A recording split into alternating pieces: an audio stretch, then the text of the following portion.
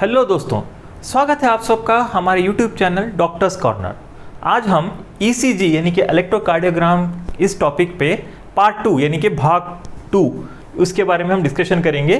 पिछले भाग यानी कि पार्ट 1 में हमने डिस्कशन किया था इलेक्ट्रोफिजियोलॉजी ऑफ द हार्ट यानी कि हार्ट मसल के अंदर यानी मायोकार्डियम के अंदर इलेक्ट्रिकल एक्टिविटी यानी कि डीपोलराइजेशन रीपोलराइजेशन कैसे ट्रैवल करती हैं और डिफरेंट वेव्स जैसे कि PQRST कैसे फॉर्म होती हैं। ठीक है, वो हमने डिस्कस किया था। आज हम उसके आगे के जो टॉपिक्स है वो डिस्कशन करेंगे। आज हम नॉर्मल इलेक्ट्रोकार्डियोग्राम इन लीड 2 यानी कि लीड 2 में कैसे नॉर्मल ECG वेव्स नज़र आते हैं और उसके ड्यूरेशन एम्पलीट्यूड यानी कि कितने टाइमिंग्स होते हैं उसके बारे में डिस्कशन करेंगे। बहुत से प्रकार के लीड्स होते हैं, टोटली 12 प्रकार के लीड्स होते हैं। वो कौन से लीड्स हैं हम नेक्स्ट वीडियो में उसके बारे में डिस्कशन करेंगे। आज बस नॉर्मल इलेक्ट्रोकार्डियोग्राम, ठीक है, उसमें कौन से वेव्स होती हैं, उसकी ड्यूरेशन कितनी होती है, वो डिस्कशन करेंगे। तो पहले आते हैं ECG पेपर पर। तो देखिए ECG पेपर अगर आप गौर करें तो ECG पेपर में जो है बहुत से स्क्वायर्स नज़र आएंगे आपको, ठीक है, बहुत से बिग स्क्वायर्स नज़र आएंगे और स्मॉल स्क्वायर्स नज़र आएंगे। ECG पेपर मैं समझता हूँ सभी लोगों ने देखा होगा, नहीं तो फिर से आप एक बार ECG पेपर पे गौर करिए। तो उसकी जो मार्किंग्स होती हैं बहुत स्टैंडर्ड मार्किंग्स होती हैं। तो ECG पेपर में देखिए ऐसे बिग स्क्वायर्स होते हैं, पहले बिग स्क्वायर्स होते हैं जो कि अराउंड 5 मिलीमीटर उसकी डायमेंशन होती है, 5 मिलीमीटर, ठीक है। तो अभी मैं आपको ECG पेपर में बिग स्क्वायर्स कैसे होते हैं बताता हूँ। ये देखिए अभी जो मैं रेड पेन से उतार रहा हूँ तो ऐसे बिग स्क्वायर्स होते हैं और ईच बिग स्क्वायर इसका डायमेंशन होता है 5 मिलीमीटर, 5 मिलीमीटर ऐसे 5 मिलीमीटर विड्थ और लेंथ दोनों में, ठीक है। तो ये मैं कुछ फिर से उतार दूँ। तो एक रफ़ उतार रहा हूँ क्योंकि लाइन थोड़ा बहुत स्ट्रेट शायद ना जा रही होगी, फिर भी मैं ट्राई कर रहा हूँ कि आपको ECG पेपर रिप्रेजेंट करके बताऊँ, ठीक है। तो इसमें बेसिकली ये बिग स्क्वायर्स होते हैं। तो एक्स एक्सिस पे यानी कि हॉरिजॉन्टल एक्सिस में टाइम ड्यूरेशन होता है, वाई एक्सिस में एम्पलीट्यूड होता है, ठीक है। यहाँ पर जो है टाइम होता है जो कि आमतौर पे सेकेंड्स या मिली सेकेंड्स में होता है, और यहाँ पे जो है वोल्टेज मिली वोल्ट्स में वोल्टेज इलेक्ट्रिकल करंट जो रिकॉर्ड होता है हार्ट की इलेक्ट्रिकल एक्टिविटी वो यहाँ पे रिप्रेजेंट होती है वाई एक्सिस पे। और इसके अंदर फिर इसके अंदर और जो है 25 स्मॉल स्क्वायर्स होते हैं, 25 स्मॉल स्क्वायर्स यानी कि जो बड़ा स्क्वायर है इसके अंदर जो है 25 स्मॉल स्क्वायर्स होते हैं।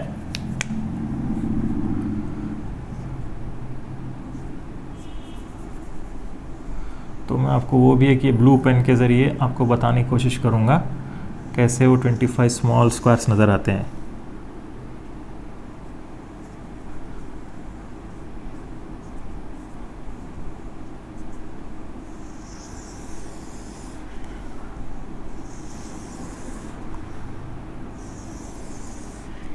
तो each big square contains 25 small squares यानी कि एक बड़े स्क्वायर में जो मैंने रेड पेन से उतारा है उसके अंदर जो है 25 स्मॉल स्क्वायर्स होते हैं, ठीक है। तो इसके अंदर जो आप लाइंस देख रहे हैं ब्लू कलर की, इसमें स्मॉल स्क्वायर्स होते हैं।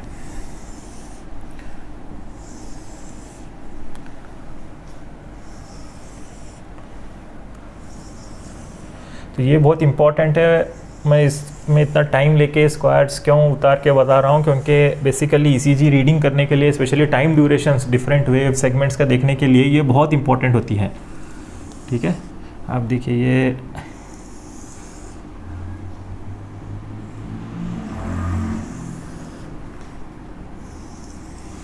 आप देख सकते हैं ये एक जो बिग स्क्वायर है रेड कलर के, इसमें इसके अंदर मैंने ब्लू कलर के लाइन से बताया है। इसमें देखिए फिर से स्मॉल स्क्वायर्स होते हैं 25, 1 2 3 4 5 और यहाँ पे 1 2 3 4 5। हाँ, तो इसका बहुत इम्पोर्टेंस है स्पेशली टाइमिंग और एम्पलीट्यूड देखने के लिए।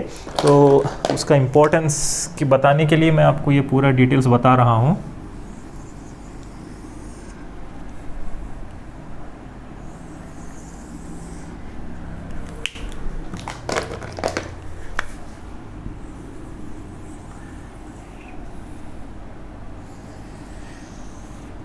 ओके, तो इस प्रकार का ये ईसीजी पेपर होता है। ठीक है, अभी अब ये जैसे ही मैं ड्रॉ कर दूंगा आपको उसके पूरे डिटेल्स बता दूंगा कि इसमें टाइम जो एक्स एक्सिस पे होता है तो एक बॉक्स कितना रिप्रेजेंट करता है, एक बिग बॉक्स कितना रिप्रेजेंट करता है और स्मॉल बॉक्स कितना रिप्रेजेंट करता है टाइम ड्यूरेशन। ठीक है, तो एक ईसीजी पेपर पे फिर से दोहरा दूँ, ईसीजी पेपर में एक बड़े बॉक्स होता है। ठीक है, ये बड़े बॉक्स का जो साइज़ होता है 5 मिलीमीटर बाई 5 मिलीमीटर। ठीक है, उसके अंदर 25 स्मॉल बॉक्स होते हैं। तो अगर 25 स्मॉल बॉक्स का अगर हम साइज़ देखेंगे, एक स्मॉल बॉक्स का साइज़ तो ये होगा 1 मिलीमीटर बाई 1 मिलीमीटर। ठीक है, अब मैंने जैसे आपको बताया टाइम ड्यूरेशन एक्स एक्सिस में होता है। Normally ECG paper, ECG machine में 25 मिलीमीटर पर सेकेंड, 25 मिलीमीटर पर सेकेंड, 25 मिलीमीटर पर सेकेंड की स्पीड से ईसीजी पेपर रोल होता है। और उसके ऊपर जो है जो पॉइंटर, गैल्वेनोमीटर का जो पॉइंटर इलेक्ट्रोड होता है जो हार्ट के इलेक्ट्रिकल एक्टिविटी रिकॉर्ड करता है, वो इसके ऊपर मूव होता है और जो है ईसीजी का जो हार्ट का जो इलेक्ट्रिकल एक्टिविटी का पैटर्न रिकॉर्ड होता है। तो 25 मिलीमीटर पर सेकेंड यानी कि ये इतना 1 मिलीमीटर है। अगर हम 25 स्मॉल बॉक्सेस को देखें यानी कि 25 स्मॉल बॉक्स को देखें तो ये 5 है, ये 10, 15, 20 और उसके बाद 25। तो एक सेकेंड में इतना यहाँ पर जाएगा। तो ये एक बिग बॉक्स, अगर एक बिग बॉक्स को अगर हम डिवाइड करें तो ये एक बिग बॉक्स का जो टाइम ड्यूरेशन होता है ये होता है 0.2 सेकेंड्स। ओके, 0.2 सेकेंड्स होता है एक बिग बॉक्स का अगर हम टाइम ड्यूरेशन। ये दो बिग बॉक्स हो गए, 0.4 सेकेंड, 0.4, ये 0.6, 0.8 और ये कार्डियक साइकिल एक 0.8 सेकेंड की होती है। फिर उसके बाद नेक्स्ट आगे 1 सेकेंड। ठीक है, तो अगर हम वो स्पीड पे अगर हम देखें तो एक टाइम ड्यूरेशन एक बिग बॉक्स 0.2 सेकेंड होता है। और अगर हम 1 मिलीमीटर का ये जो स्मॉल बॉक्स है इसका अगर हम टाइम ड्यूरेशन देखें, ये कितने टाइम ड्यूरेशन में ये स्पीड में जाता है, तो ये जो है एक स्मॉल बॉक्स का टाइम ड्यूरेशन होता है, याद रखिएगा 0.04 सेकेंड। कैसे? अगर आप 0.2 सेकेंड को 5 से डिवाइड कर दें, 0.2 डिवाइडेड बाई 5 सो होता है 0.04 सेकेंड। ये याद रखिए, बहुत इंपॉर्टेंट है टाइम ड्यूरेशंस। एक स्मॉल बॉक्स रिप्रेजेंट करता है 0.04 सेकेंड और एक बिग बॉक्स रिप्रेजेंट करता है 0.2 सेकेंड्स। ठीक है, 0.2 सेकेंड, 0.4, 0.6, 0.8 फिर 1 सेकेंड, यानी कि 25 मिलीमीटर जो है एक सेकेंड में पेपर की जो स्पीड है। ओके, डिफरेंट स्पीड अगर हम डिफरेंट स्पीड अगर हम सेट करेंगे तो डायमेंशन ये होगा, लेकिन आमतौर पे बेसिकली हम एक नॉर्मल ईसीजी जब हम रिकॉर्ड करते हैं तो 25 मिलीमीटर पर सेकेंड के हिसाब से करते हैं। ठीक है, अभी ये जो वाई एक्सिस पे है ये एक बिग बॉक्स, जो रेड कलर का जो बिग बॉक्स है ये रिप्रेजेंट करता है, ये जो 5 मिलीमीटर का है ये रिप्रेजेंट करता है 0.5 मिलीवोल्ट। 0.5 मिलीवोल्ट, अगर दो बिग बॉक्स को अगर हम ले लेंगे तो वो होगा 1 मिलीवोल्ट। ओके, 1 मिलीवोल्ट हो जाएगा, 1 मिलीवोल्ट। और अगर हम ये छोटा जो स्मॉल बॉक्स है इसके अंदर जो ब्लू कलर का है, अगर हम इसका डायमेंशन अगर हम अल्टीट्यूड्स में देखेंगे तो एक रिप्रेजेंट करता है 0.1 मिलीवोल्ट। ओके, तो आप स्मॉल बॉक्स पे के चीज़ को याद रखिएगा, एक small box Y X axis में 0.04 सेकेंड टाइमिंग रिप्रेजेंट करता है और वाई एक्सिस में 0.1 मिलीवोल्ट। ओके, ये दो वैल्यूज़ बहुत इंपॉर्टेंट है, याद रखिएगा, आगे डिस्कशन में बहुत काम आएंगे। ठीक है, तो आपको जैसे पता है normal waves P Q R S T वो कैसे होती हैं और उसके ड्यूरेशंस क्या है और एम्पलीट्यूड क्या है वो हम डिस्कशन करते हैं। ठीक है, तो अब ये देखिए एक आइसो इलेक्ट्रिक लाइन उतार रहा हूँ मैं अभी यहाँ से। तो जो फर्स्ट वेव होती है ईसीजी की वो होती है पी वेव। ठीक है, पी वेव।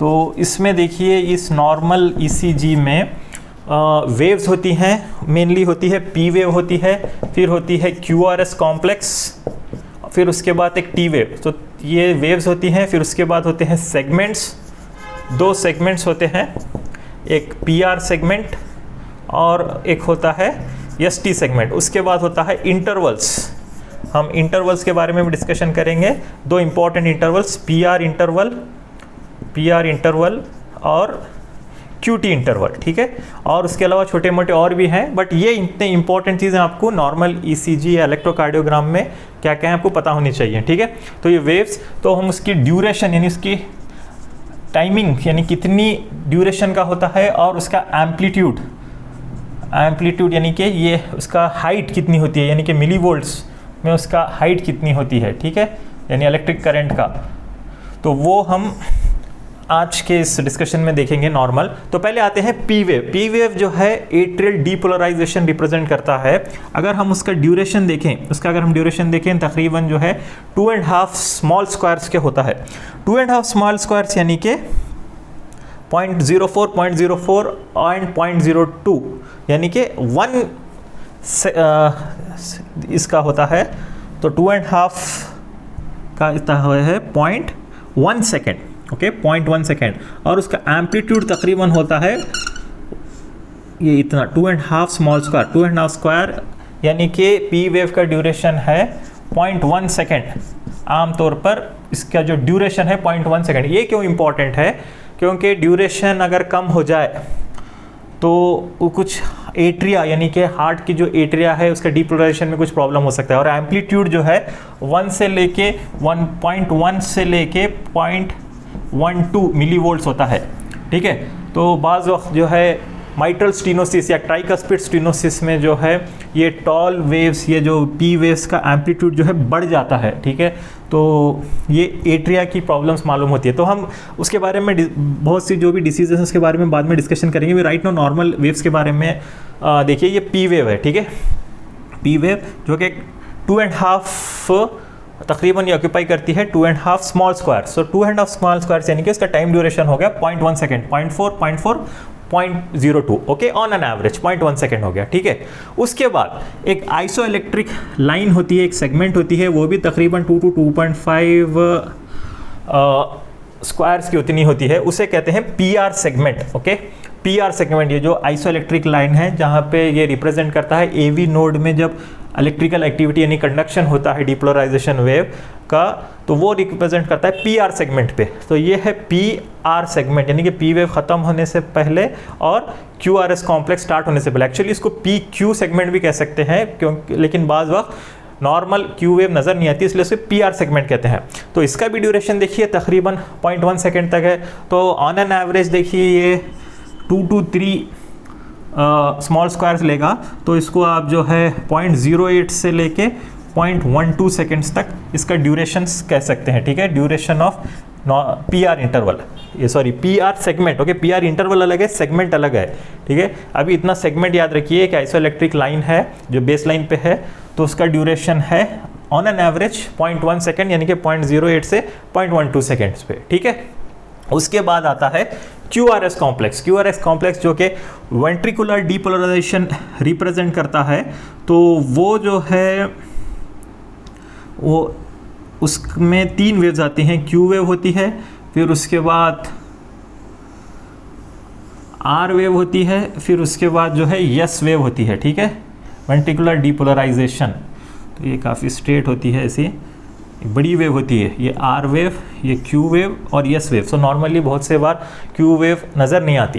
तो ये भी क्यू आर एस ड्यूरेशन जो है तकरीबन 2.5 स्मॉल स्क्वायर्स को के उतने टाइमिंग ड्यूरेशन 2.5, यानी कि ये भी तकरीबन 0.1 सेकेंड इसका जो ड्यूरेशन होता है, तकरीबन ये भी 0.1 सेकेंड होता है, बट ये वेरी करता है फिर से, ठीक है। इसको भी आप जो है 0.08 to 0.12 सेकेंड, ओके, 2 से 3 स्मॉल स्क्वायर्स आप समझ रहे हैं। 1 स्मॉल स्क्वायर यानी 0.4 सेकेंड, 2 स्मॉल स्क्वायर्स यानी 0.8 सेकेंड, 3 स्मॉल स्क्वायर यानी कि 0.12 सेकेंड। तो यानी कि 2 से 3 स्मॉल स्क्वायर्स आमतौर पे क्यू आर एस ड्यूरेशन होता है, ठीक है। ये मैं इतनी बारीकी से क्यों बता रहा हूँ, क्योंकि जब आप ई सी जी वेव्स पढ़ेंगे तो आप जो है ये ड्यूरेशंस देखना बहुत ज़रूरी है। कभी E Q R S complex ज़्यादा बढ़ गया, कभी छोटा हो गया। ये क्यू वेव जो है नेगेटिव वेव होती है, जो कि जस्ट 0.2 मिलीवोल्ट की होती है। आर वेव तकरीबन 1 मिलीवोल्ट की उतनी बड़ी होती है, और 1 मिलीवोल्ट यानी कि ये 0.5 है, ये 0.5 1 मिलीवोल्ट, और यस वेव तकरीबन जो है 0.4 मिलीवोल्ट्स की होती है, ठीक है। उसके बाद फिर एक आइसो इलेक्ट्रिक लाइन होती है जिसको हम कहते हैं एसटी सेगमेंट, ठीक है। एसटी सेगमेंट क्लिनिकली बहुत इंपॉर्टेंट है। एसटी सेगमेंट ये भी तकरीबन देखिए 0.8 सेकेंड 0.08 सेकेंड के उतनी होती है, यानी कि 2 एसटी सेगमेंट 0.08 सेकेंड, यानी कि तकरीबन 2 स्मॉल स्क्वायर्स की उतनी होती है। 2 to 3 स्मॉल स्क्वायर्स कह सकते हैं ऑन एन एवरेज। तो ये जो एसटी सेगमेंट है ये भी एक आइसो इलेक्ट्रिक लाइन है, जबकि वेंट्रिकुलर मसल फुल्ली डीपोलराइज होता है। क्यूआरएस कॉम्प्लेक्स जो है रिप्रेजेंट करता है वेंट्रिकुलर डीपोलराइजेशन का, ठीक है। तो उसके बाद जो ये वेव, ये जो स्ट्रेट लाइन है, इसे कहते हैं ST segment, okay, ST segment है ये, एसटी सेगमेंट। और ये जो था पीआर सेगमेंट, पीआर सेगमेंट, और ये है एसटी सेगमेंट, ठीक है। एसटी सेगमेंट के बाद ये जो जंक्शन है, यहाँ पे एस वेव ख़त्म हो जाती है क्यूआरएस वेव का, और यहाँ से जो एसटी सेगमेंट जो स्टार्ट होती है इसे कहते हैं जे पॉइंट, ओके। ये आइसोइलेक्ट्रिक पॉइंट या जे पॉइंट भी कहलाता है इसको। तो ये जो जे पॉइंट है, मायोकार्डियल इन्फार्क्शन में जब हार्ट अटैक वगैरह होता है कार्डियक मसल में, तो ये जो है एलिवेट हो जाता है, एसटी एलिवेशन, यानी कि ये जो बेस लाइन से उड़ जाता है। और मायोकार्डियल इस्केमिया में एसटी डिप्रेशन देखा जाता है। हम उसके बारे में डिटेल डिस्कशन करेंगे, राइट नाउ इतना याद रखिए, इसे जे पॉइंट कहते हैं। उसके बाद आती है टी वेव, जो कि वेंट्रिकुलर रीपोलराइजेशन रिप्रेजेंट करता है, ठीक है। टी वेव जो है वेंट्रिकुलर रीपोलराइजेशन रिप्रेजेंट करता है। तो टी वेव का नॉर्मल ड्यूरेशन देखिए, ये तकरीबन पूरा एक बड़ा बिग स्क्वायर लेता है। तो big square is almost 0.2 second. तो ऑलमोस्ट ये जो है एक बिग स्क्वायर के उतना लेता है, 0.2 सेकेंड या 0.27 सेकेंड्स, ओके, 0.27 सेकेंड। और इसका एम्पलीट्यूड होता है 0.3 मिली वोल्ट। तो इसका ड्यूरेशन अगर हम देखें तो 0.27 सेकेंड और एम्पलीट्यूड होता है 0.3 मिली वोल्ट। ये 1.1 मिली वोल्ट, 0.2, 0.3, ये टी वेव रिप्रेजेंट करता है वेंट्रिकुलर रीपोलराइजेशन का, ठीक है। तो उसके बाद फिर फुल्ली रीपोलराइज होने के बाद फिर से आपको एक लाइन नज़र आएगी। तो ये हो गया टी वेव। तो ये नॉर्मल ईसीजी के वेव्स होते हैं। तो इसमें नॉर्मल ईसीजी के वेव्स है P wave, QRS complex, T wave. P wave atrial depolarisation, QRS complex ventricular depolarisation represent करता है। और इसी टाइम पे एट्रिया भी रीपोलराइज होता है और ये मर्ज हो जाता है इसके साथ। और ये जो टी वेव है ये रिप्रेजेंट करता है वेंट्रिकुलर रीपोलराइजेशन, ठीक है। एसटी सेगमेंट, पीआर सेगमेंट हमने डिस्कशन किया है अभी, ठीक है। तो नॉर्मल जो है देखिए, ये 0.2 सेकेंड है, ये 0.4 सेकेंड है, 0.6 सेकेंड है, 0.8 सेकेंड है।